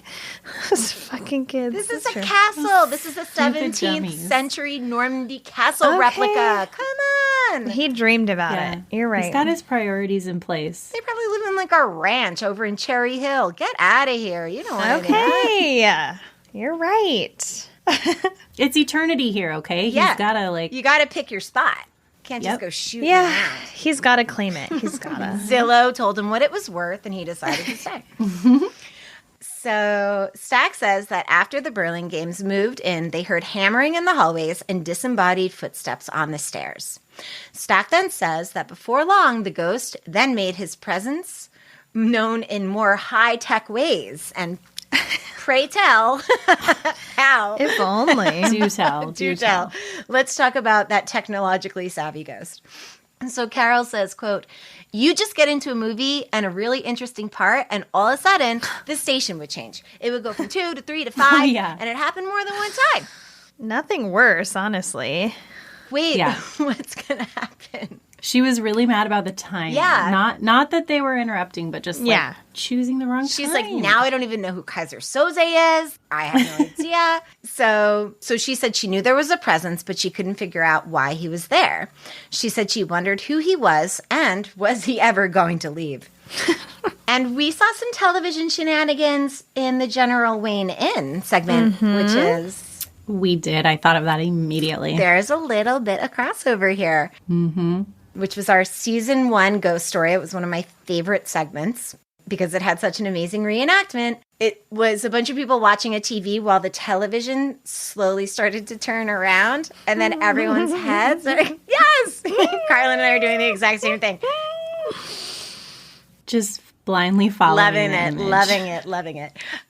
So Stack says that the Burlingames delved into the castle's history, and then they met 78-year-old Eugene Melville, who worked for Bill's wife Sarah from 1933 to 1937. Eugene said he knew it was supposed to be haunted, and he had a ghostly encounter in 1934, 3 years after Bill's death. He was helping Sarah search for a bracelet that had been lost during a family gathering. Suddenly, they looked up and they saw Bill on the balcony. Quote, "It was a figure of a man standing there. It didn't take long for me to examine it very well. It was gone just like that. It was scary. It frightened the daylights out of me. I just never wanted to go on that balcony again. I passed it by, but to get me in there and to stand there, oh, forget it. I wouldn't go in there," he said. He was spooked. I know, and he was also adorable.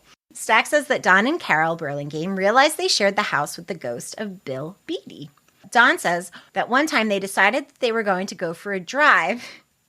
And he says something like, Carol loves to be outside all the time. This dumb bitch. She always wants to be out and leaving this haunted castle. She's not a ghoul. I don't know, whatever. So it's super cute in the reenactment. They're walking to the car, and Don's like, "Did you close the windows?" And Carol's like, "No, I didn't close the windows." And he's like, "Well, you should have closed the windows. It's going to rain." And she's like, "No, it's not going to rain."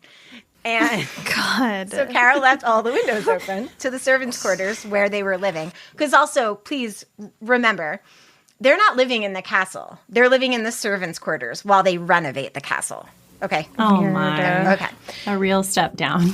So Carol left all the windows open to the servants' quarters, and it rained. And it shows them running back through the rain. And first thing Carol says, she's like, all right, I'm going to go close the windows. She's like, I don't even want to fucking hear it. So Carol and Don said that when they got home, all of the windows that were left open, they were closed. They were opened from the inside, and they had been closed and latched. Oh. Those ghosts said, we will be cozy. This floor. Protect We're this not going to let that rain in. Protect this hardwood floor at all costs. Yes. You know how much money I put into this hardwood floor? Seriously. Closing and latching. And I love that they say, so our only conclusion, Of course. the only thing was that Bill Clearly and obviously. had helped them out. Yeah. And then Carol says, when he saw the rain coming and the windows were open, he closed them. We love a house husband ghost. We do love it. I need one, honestly. Really. I'm not mad about this at all. No, just jealous.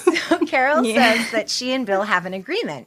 She chatted with him one day. Quote, of course, I didn't see him, but I chatted with him anyhow. She told Bill that he could stay, that she liked having him around. But she said, please don't let me see you, because if I see you, I'm probably going to end up in a padded cell somewhere. So you're welcome to stay. Just don't materialize.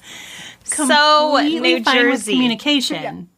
Just don't let me see your fucking face. Yeah, it's so New Jersey. Yes. And then there's another reenactment. I mean, so I was like very upset that this was a 20-minute long ghost segment, because I was like, what have I done to deserve this punishment? As you should be. Yeah. Because we were talking about a serial killer of multiple women, but that only got 5 minutes, but the aliens and That the got ghosts. sandwiched between two 22-minute unexplained segments. Yeah. So I was like really crabby about it, but then I met Carol, and now I'm okay. Yeah. I'm in the middle of it, and I'm loving everything. It's fine. So there's another delightful reenactment, and Carol is sitting at the kitchen table best. smoking. The best. I The totally best. forgot about people smoking in the house. What else would Carol in New Jersey be doing? Yeah. Do people still smoke in their houses? That's so gross. Oh, some for sure. Really? I'm sure some do. Yes. Okay. So, And their walls are brown. oh God, I just My grandmother smoked in her home up until the day she died, which was like 15 years ago. what about like young, delightful people like you guys? No one does that you know, right? Young people don't do that. No. I think Just like old women from Jersey, I think. Well, because the thing is, our generation has all been renters, and renters absolutely are not allowed to do that. So we all got it trained out of us early. So you got to deal with your leasing. Okay. I was just like, oh, right. I forgot that people used to like smoke at their kitchen table. no problem. Yes. Oh, ashtrays everywhere. Everywhere. Oh, And like me too. Everywhere. My mom didn't smoke, but a lot of her friends did. And I just forgot about it, which is nice. Oh, yeah. Like the best gift was get a nice ceramic ashtray Ashtray. for your grandparent for Christmas. They had to look good because they were on every side table. Oh my God. So in this reenactment, Carol is sitting at the kitchen table smoking, and it's amazing. And immediately I had like a million Jersey flashbacks, and I felt really warm and fuzzy. This whole situation I'm like fully in love with. I think I was feeling like a little homesick, and then this segment happened, and I was like, right, I love it here. I was seriously so happy for you when they said it was New Jersey. I could not have been happier because you can now have an emotional attachment. You can find an emotional attachment. I know. Whereas before you might have been like detached. These people are idiots crazy or whatever. So Carol tells us another story. Carol says that she has a habit of leaving the bread out because it's handy. And you never know when you're going to immediately need a piece of bread, right? You got to have it. I died. I was like, close. they really put this in. die. They really did. yeah. This didn't go on the cutting room floor. They left it in. Oh, You they need- gotta. A loaf to your left. You got to be able to grab it and eat it. You never know. Can't take the time. Don't open the bread box. It has to be on the counter. The old needs New it at the Jersey ready. saying, a loaf to your left. A loaf to your They left. always say. So Carol says that she would leave it out somewhere, and the next thing she would turn around and it would be on the floor. In the reenactment, a bag of bread goes floating across the kitchen behind Carol, who is smoking, reading a magazine, drinking coffee, and wearing a puffy paint splatter sweatshirt. That is, mwah. She's living her best life. I'm so jealous. She's living my best life, actually. Oh my gosh. Yeah. And that bread didn't fly. It like gently lofted. Yes. And then it floated, right? The second It bread was a float. incident, it flies. But the first one was a gentle float. So Carol says that she was alone in the kitchen. The bread was on the counter, and there was no way that it could have gotten there by itself because when it did fly off, it went a considerable distance so that she knew someone had to have moved it as opposed to regular flying bread, which just like falls slightly less far. So in the reenactment, the bread flies off the counter again, and then Carol says, "Okay, that's enough, Bill. Knock it off."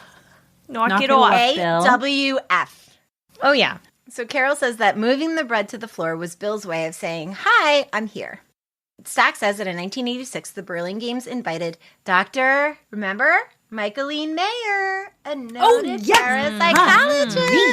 from the general wing. Yes, worlds colliding, and I am here for it. We love a reappearance. Oh my yes. God, a dream. And then I went back and I listened to our General Wayne segment, which was like chaotic. But Michaeline Mayer didn't make any sense at all in that segment. So I was happy to see that she made a little bit, she was at least able to string a sentence together in this one. Yeah. And she was able to redeem herself just a little bit, but she does have a tendency to use very long words. And I still can't figure out what her PhD is in. I was just going to say, season 1, she said a lot of words. Yeah. Did those words go together? No. Maybe not. Nope. Were they more than 3 syllables? Yes. Yeah. Did they make any she's sense? leveling up. Not at all. So Mayer, along with an assistant, conducted a series of tests for paranormal activity.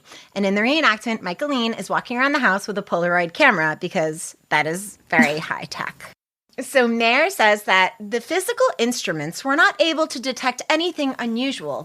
But in this particular case, the sheer volume of general reports adds to the credibility of the case. So she struck out at the General Wayne Inn and also here at the Beaty Castle. And then I was like, what is it like to be a parapsychologist? You just like show up and you fail all the time. All the time. Like, do you ever and get yet a you'll ghost? still be on TV Yes, about it. but you'll still talk about it. You're still an expert to someone. Never have I ever seen or has this ever worked for me, but I'm still here to talk about maybe this time I'll get lucky. Yeah. They don't give up. I do love this. Go science. I love the spirit of a parapsychologist. Get it? Spirit? Okay. I get it. All right, I'm going to wrap this up. So she says that people experience similar phenomena when living at the castle, even though those people have never spoken to each other. I don't want to be a dick, but I would argue here that even though these people have never spoken to each other, the house obviously has a reputation for being haunted, which would probably make people a little more likely to believe that they saw a ghost. And it's a castle. Everyone is talking about it. Yes. Word has spread. All castles What are haunted. castle isn't haunted. Yeah. So Mayer says that a particularly credible witness, a professional person of some stature, Yes. basically a white guy in like a sport coat, reported seeing a person standing in front of the castle who dissipated right in front of his eyes. And the dissipation effects are delightful. I did my best to capture them for you guys. Good. Mayer says that she thinks that the big news here is that human persons can act as sensors. And when we quantitatively evaluate, we find that we cannot dismiss that evidence as caused by coincidence. She's like, how many syllables can I fit in here? She's like, I'm bullshitting. What can I say here? Carol says the key to existing with a ghost is if you can accept it, you can enjoy it. And when things happen, you just write them off as, oh, it just must be the ghost. And you can have a little fun with it. Eugene says, Eugene does not want to have fun with it. Eugene is like, no, I never went back on that patio again. He says he believes that Bill will never leave the castle. The love of the thing maybe got the better of his soul. And that's the thing that has so much power. The soul. It's eternal. Oh. Oh, wise words Soul. from Eugene. Yeah. A little thanks, deeper Eugene. than I thought we were going to get in this segment. Thank you, Eugene.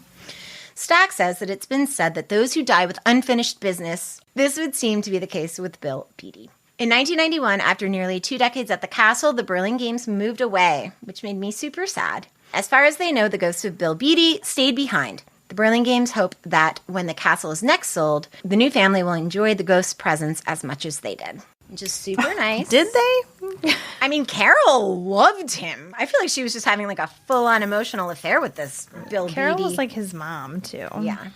So it's a haunting. And unlike the General Wayne Inn, there wasn't a murder. So Right. I'm just going to give you a little bit more history on the house, and then that's it. Great. So as Stack mentioned, the castle was home to 2 boarding schools for boys. One of the schools on the property was called Chartwell Manor, and the headmaster of the school, Terence M. Lynch, a.k.a. Sir, from Scotland, was convicted of molesting his students. Okay. Good. I looked up Lynch, and I found that this past year, a graphic novel was created by a Chartwell School survivor. Oh, wow. It's called Chartwell Manor, a comics memoir, and it's written by a man named Glenn Head. And here's part of the description. Head's unflinching book recounts his 2 years at the now-defunct Mendham, New Jersey boarding school run by headmaster Sir Terence Michael Lynch, a serial sexual abuser who manipulated young boys into, quote, cuddling sessions after fondling and beating their nude bodies. Oh, my God. In 1986, Chartwell Manor headmaster and teacher Terence Michael Lynch was indicted on more than 100 counts of sexually abusing 14 minor students since 1980. In 1989, Lynch pleaded guilty to 17 counts of child sexual abuse and served 7 years of a 14-year prison sentence. In 1997, he was released from prison. Lynch remained in New Jersey and fraudulently began posing as a doctor. He secured a volunteer position at the Beginnings Drug and Alcohol Program in Morristown, where he was able to sexually assault multiple patients. Sure. In 2006, Lynch pleaded guilty to sexually abusing patients at the center and misrepresenting himself as a doctor, and he is believed to have died around 2011. So no wonder the house is fucking haunted. Yeah. I read about some more experiences that the Burlingames, their pets, and their friends had at the house. Not the pets. Not the pets, I know. Donald Burlingame, he basically describes a cat. Listen, it's ridiculous. He's like, this cat acted weird, but like, you don't need a ghost for a cat to act like a weirdo. No. Donald Burlingame described bizarre reactions in his household cat. Quote, my cat went absolutely berserk. It was petrified. He tried to leap through the windows and the walls, and his eyeballs were like saucers. I've raised animals all my life, and I've never seen anything like it. And then a house guest of theirs had an experience. Quote, she was just sitting in the living room, and all of a sudden a puff of smoke came from the floor, and it materialized into a man. It just stayed there for a couple of seconds and then went back to that puff of smoke. Maybe it was Carol smoking in the kitchen. Yes. Oh my. And also the ghost had frightened another house guest by repeatedly opening and shutting an oven door while the guest was baking a cake. Oh, You're going to fuck with the it's gonna fall. temperature. That's going to be the flattest cake ever. And then I just found a couple comments on unsolved.com. So a woman named Anne wrote, I'm the granddaughter of Bill Beaty. After a recent visit to the castle, it was told to me that my grandmother Nancy is also in the castle with Bill. They had an illicit affair in the 1920s and had my father and his sister together. Excuse me. We love ghost gossip. Yeah, we love that hot ghost goss. And then a person named CB wrote, my father fought a fire at this location. He was the first truck on the scene in the middle of a blizzard. Some gasoline was stored in the basement and exploded while he was down there. But no other trucks could make it to the house. Apparently, a chain was across the driveway, and no one could understand how my father and his truck were the only ones able to get through. Okay. I mean, Can't you ask your dad? I don't get it. No, I think his dad was like, nobody knows how I got through and nobody else was able to get through because there was a chain. Okay. Implying that someone put the chain up once his dad got there. I don't know. Hey. After. Just trying to give him On his one-man fire truck? Yeah, his one-man fire truck. Okay. It's just him and his Dalmatian. Love. Okay, so last thing, what's up with Beaty Castle today? Until 2018, it only had one other owner after the Berlin Games. Then it went on the market as the most expensive house in the history of Basking Ridge, New Jersey at $2.7 million. Oh, Zion. It is on over 7 acres. Portlanders complaining that the average cost for a 3-bedroom home here is too expensive. Our 3-bedroom home average is $525,000. But in Basking Ridge, the average cost for a 3-bedroom home is $700,000. And they don't even have breweries everywhere or good coffee. So, and then here was the realtor's pitch. So it's also called Fairlock Castle. Oh. Yeah, I looked that up. It wasn't that interesting. So Fairlock Castle. So here's the real estate pitch. Fairlock Castle is a replica of the 17th century French Normandy castle, built in 1920 and currently undergoing extensive renovations. 8 farm-assessed acres, paddocks, and incredible views. A long private drive leads up to the stone, brick, and slate mansion on the hill. Quaint courtyard attaches a livable 2-bedroom cottage with a full bath, eating kitchen, laundry, office, and garage. There's also a finished dungeon and a majestic... God, that was a casual mention there. I know, Alison. they totally buried the lead. But don't worry, it's finished. It's a finished dungeon. And also a majestic ballroom with bath. Huge stone fireplaces. So no problem, just a ballroom with bath. It's a ballroom with a bathroom.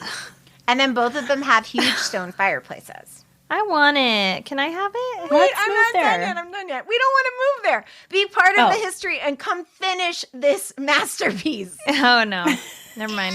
No one has ever lived in this castle. Everybody always lives in the guest house. So it is haunted, but it's haunted by contractors. I think the guest house is haunted by Beaty, who's waiting for the work to be done. Okay. I want to live there still. I love looking at real estate. I could not find one interior photo of a house that is selling for $2.7 million. What? Get out of here. Swear to God. No. Yeah. Huh. What does that house look like? What does it mean? I don't even think it's haunted. I think it's haunted with raccoons. I don't think it's haunted with ghosts. Yeah. It's probably a mess. It's like Grey Gardens up in there. It's crazy. That's really sad. What a fucking waste. What a waste. We always say it. What a waste. What a waste. What a waste.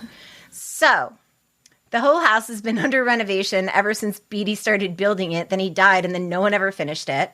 So it's sitting there, and as of 2021, it's been taken off the market, probably COVID reasons. And then, most sadly, both Don and Carol passed away.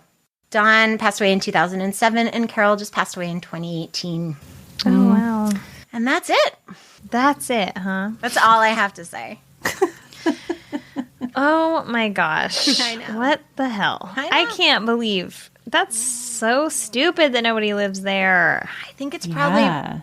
There are so many stories of people starting to build castles. Yes. Even Nicolas Cage went bankrupt because buying all those castles. Why do I keep talking about Nicolas Cage? You love him. You don't know it, but Somebody's you obsessed. love him. But like, there's so many instances of that where people start building these like beautiful stone buildings and they run out of money. Yeah. And that's it. Yeah, because it's a crazy venture that you're starting when you're building a fucking castle. Yes. Wow, you did it. All right. Well, The longest great job. ghosty without a murder. We all did it. We all did it. We did it together. We are in it together.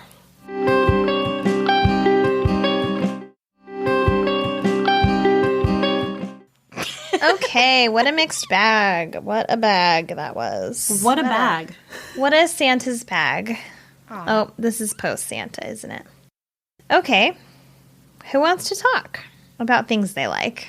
Well, I'll start because when Alison was talking about Robert Stack's beliefs, it reminded me of this. Yes! Which I told you guys about. Sometimes the problem is there's so much content, I forget the content I've consumed. Yep. But my friend Emily sent me a link to a podcast called Let's Talk to Lucy, which is just A radio show that Lucille Ball had called Let's Talk to Lucy. Someone has just turned it into a podcast. They've just put the episodes on a podcast platform, which is genius.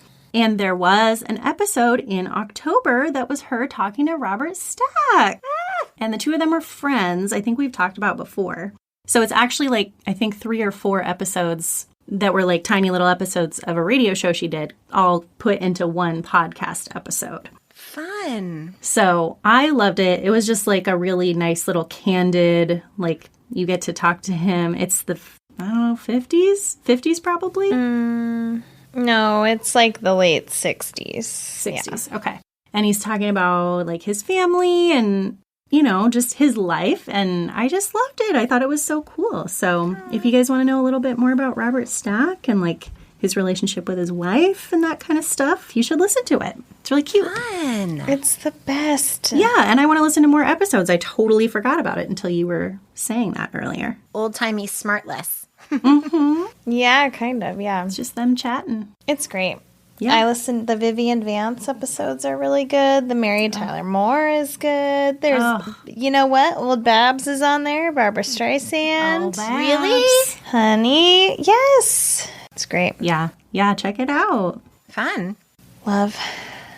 I can go. Mine is going to be so outdated by the time this comes out, and also I'm going to alienate 75% of our listeners possibly, but tell me if I'm wrong. I love Taylor Swift's re-recorded Red album. It is so wonderful. I love it so much. I even love the 10-minute version of All Too Well. Oh, nice. I listen to it all the time. It makes me so happy, and it's a great break from folklore and Evermore. So, highly recommend. I don't think you're alienating. I think the majority is in your camp. I mean, I know just not the majority on this podcast. I love T Swift. She loves T Swift. It's me over here that it's 1/3 of us. 1/3 of us can't stand. 2/3 of us are in. I have a recommendation. It's a Wondery podcast. Shocking. I can't believe that. I know, and I thought you were going to recommend one, but I guess not. I haven't listened to this one yet. It's called The Operator. It's about the first phone sex hotline. And it's really interesting. They interview the women who worked for the first phone sex hotline.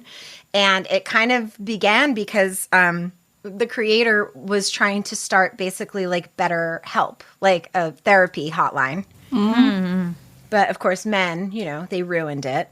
Mm-hmm. And they would call and ask to talk to like a hot therapist with big tits. All this gross stuff. My God. So, like a true entrepreneur, the creator pivoted and was like, oh, all right, well, let's just find some hot girls. Oh my gosh, I hate men so much. But without them, we wouldn't have phone sex hotlines. So it's great. It's about like also censorship, privacy, the people that ran all of the telephone networks at the time, like trying to shut them down and the FBI raiding them. And it's good. It's good. Great. That's good to know because I was like, is this too risque for me? Oh, no. It's great. For your little virgin ears. Mm-hmm. No, it's great. It's not. There is one episode where they give you a day in the life of an operator, and that's very, very raunchy, as it would be.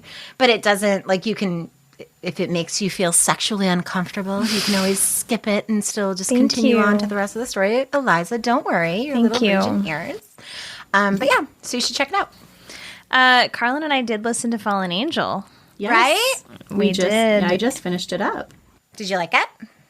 Yeah, I did like it. Real sad. Real sad. I mean, yes. If I like it, were you like really upset and aggravated by it? Because I was. Yeah, and so many things I did not know, and I was prime. I know. I Pink thought of you. Age. My friend worked at Pink at the mall. I thought of you so much when I was listening to it because I was like, this isn't really my wheelhouse. I wasn't too old for it. I thought it was more relevant to you and I than to her. No, because you know what? Like, I never tried to be a hot girl. Like, that was never really my thing. Me neither. And I had friends that kind of looked that way and had that vibe.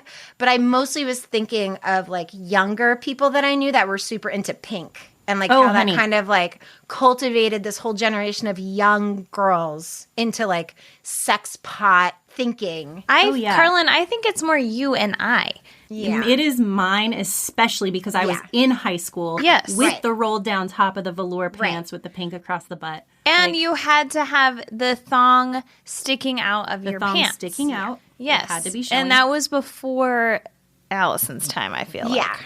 Yeah. I mean, we were like Brad Pitts and hip huggers and like thigh bones and all that kind of stuff. But the like Christina Aguilera dirty thong outside of your pants that is kind of when thing. I was in high school. Yes. Yeah, I was older than that. And I was like, that's That hot. is when my 8th grade math teacher would comment on our triangle thongs hanging out of our jeans. Ooh. Yes. I hate that. And it dovetailed with Britney Spears, Christina Aguilera, like these young, super hot pop stars. Late 90s, early 2000s. It was there. Wow. Well, I'm glad that you liked it, and I'm sorry if it was triggering. Well, it was more just like, it made me feel better, actually. Like, good. that was such a part is of why my... this happened to our generation. Yeah. Yes. Yeah. Fully steeped in sexuality from the time that you were like 11. Yeah. Not only sexuality, but like an impossible body image. All of it. Yeah, absolutely. And like they say at the end, like even from like a marketing standpoint, what are you doing? No one looks like this. Who are you selling this to? No one can buy this. Even the models could not live up to the expectation of what they were supposed to look like. When she was like, I was an A cup. Like the Australian one? Yeah, walking down the runway, they look like they have like these huge boobs and they're so skinny that they have A cups and it's all just like squished together. Yeah. Chicken cutlet, chicken cutlet, chicken cutlet. Yeah. Must have huge tits, but heaven forbid you have a hip. Heaven forbid. Absolutely. Must have huge tits, but never. That is why I am the opposite of that body type, and it caused me so many issues. Of course it did. Because I am just naturally the opposite of that. Yeah. Yes. Most people are. Yeah. Yes. Most people are. That girl was not eating and she was sad. Exercising 2 a days. Yeah. She was drinking smoothies for 6 months. And then the minute she ate, they booted her. Because she disgusting. Gained a quarter of an inch or something. It's disgusting. No, it was actually like very validating. I'm glad. Feel better. It's validating. I'm glad. Yeah. Cool. I'm glad that you guys liked it. Yeah. We love wondering, in case anybody doesn't know. Did you ever doubt? Have you guys heard our other podcast where we just talk about how much we love Wondery and talk about their... A podcast network we're not on, but would love to be. I think maybe we should change Shersy Feelsies to just the Wondery of it all. Seriously. Yep. Oh my God, seriously. Do we have a review to read? Oh my God, we do. I forgot. And then we have to talk about what we're talking about next episode. Okay. Okay. So this review is titled These Amazing People. And it says, now, I would give this show 6 stars, but unfortunately I can't because I'm recently hooked, and they do such a great job with research and keeping the audience enthralled.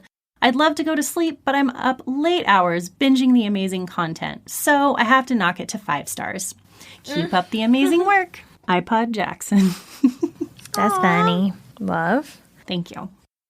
Okay. So, episode 19 is coming next week. What are we covering? Ooh. Well, we started off with the Valley Bank robbery, which it's a longer story than that, honey.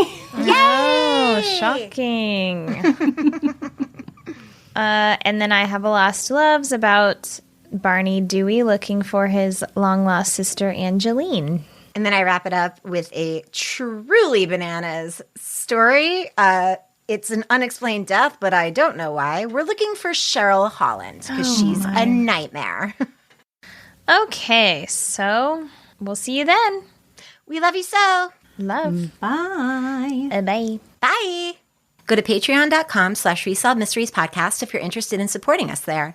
If you subscribe at the $5 a month level or higher, you're going to get ad-free episodes, 2 extra episodes a month, and other goodies in the mail. To see photos we reference in the episode, follow us on Instagram at Resolved Mysteries Podcast and on Facebook and Twitter at Resolve the Pod. You can contact us at resolvedmysteriespodcast.com, resolvedmysteriespodcast@gmail.com, or at our P.O. Box, 14005, Portland, Oregon, 97293.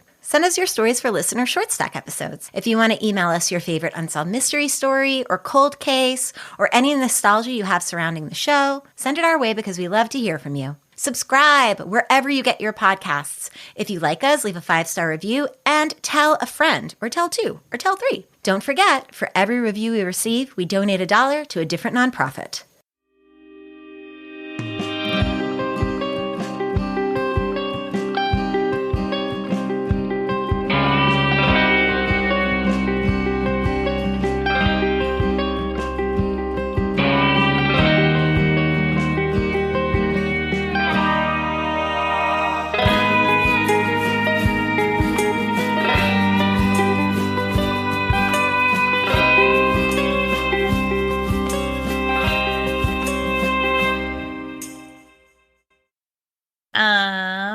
So, oh my gosh, there's a big stork outside.